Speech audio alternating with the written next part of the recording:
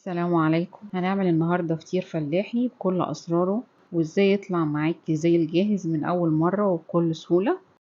هنضيف في العجان كيلو دقيق أو ممكن نعجن على ايدينا عادي. في كوباية مية هنضيف عليهم نص معلقة ملح ومعلقة سكر صغيرة، وهننزل بيهم على الدقيق وهنعجن. أنا المية بضيفها بالتدريج، يعني الكيلو الدقيق خد معايا كوبايتين مية بس، على حسب كل نوع دقيق غير التاني.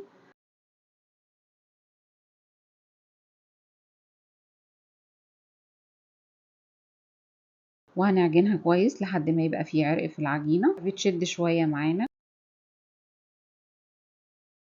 وهنقطع العجين كور صغيرة في صينية فيها زيت. وبعد ما قطعته في الصينية أنا دهنت برضو العجين زيت في الكور اللي أنا عملتها عشان ما ينشفش. وهنغطي العجين وهنسيبه ساعة يرتاح، وبعد كده هنبتدي نفرد. وهنحتاج للفرد سمنة على زبدة أو ممكن سمنة بس. وهنفرد العجينة.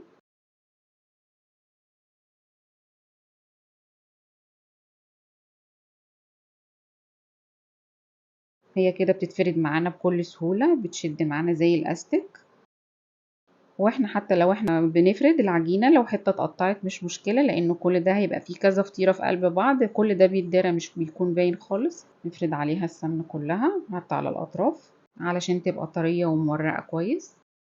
وبأي قطاعة بنقطع الاطراف، بنقطع العدد اللي احنا عايزينه، مش شرط عدد معين يعني. وبنقفل بقى الاطراف اللي احنا قطعناها بالشكل ده على بعضها في النص.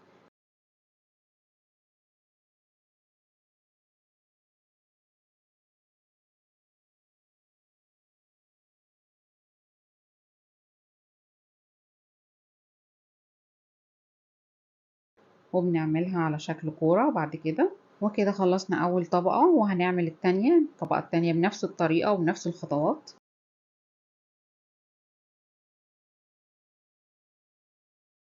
وهنا بعد ما فردت الفطيرة التانية، هجيب اللي أنا كنت مخلصاها وهحطها في قلبها وهقفل عليها برضو وهعملها على شكل كورة.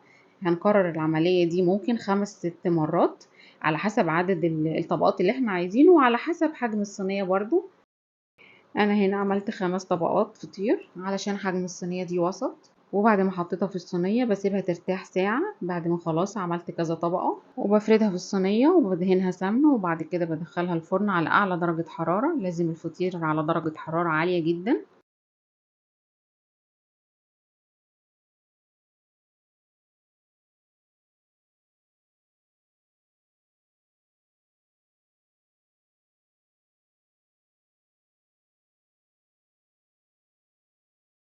ولما بيستوي بنطلعه من الفرن ونسيبه يهدى شوية وبنغطيه علشان يفضل طري. وهنا بعد ما قطعناه وطالع معانا مورق جدا جدا، كل دي طبقات، وطالع معانا من بره مقرمش ومن جوه طري جدا. ان شاء الله يعجبكم. ما تنسوش اللايك والاشتراك.